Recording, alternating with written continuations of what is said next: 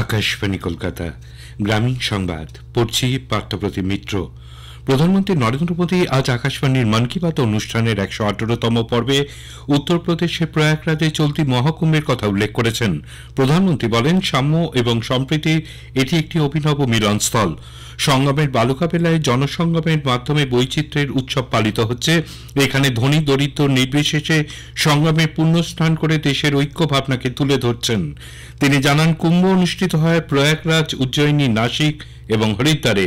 অন্যদিকে পুষ্করম অনুষ্ঠিত হয় গোদাবরী, কৃষ্ণা, নর্মদা, কাবেরী নদীর তীরে।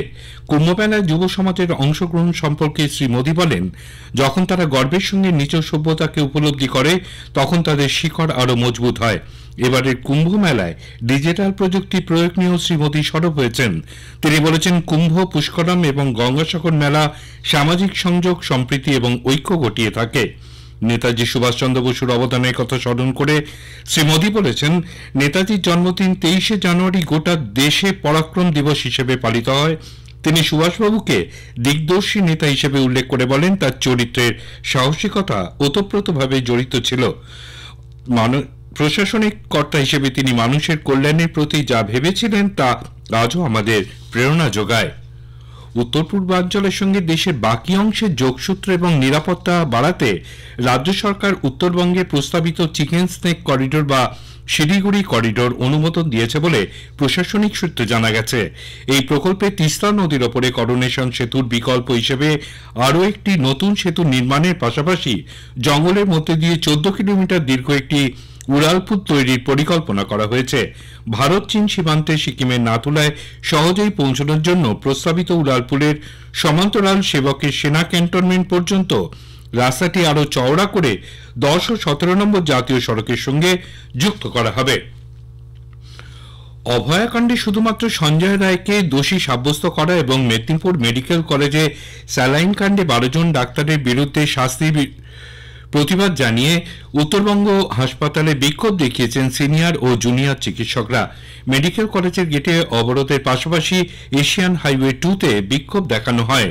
প্রকৃত দোষীদের সিবিআই খুঁজে বের করতে পারেনি বলে ডাক্তাররা অভিযোগ করেছেন।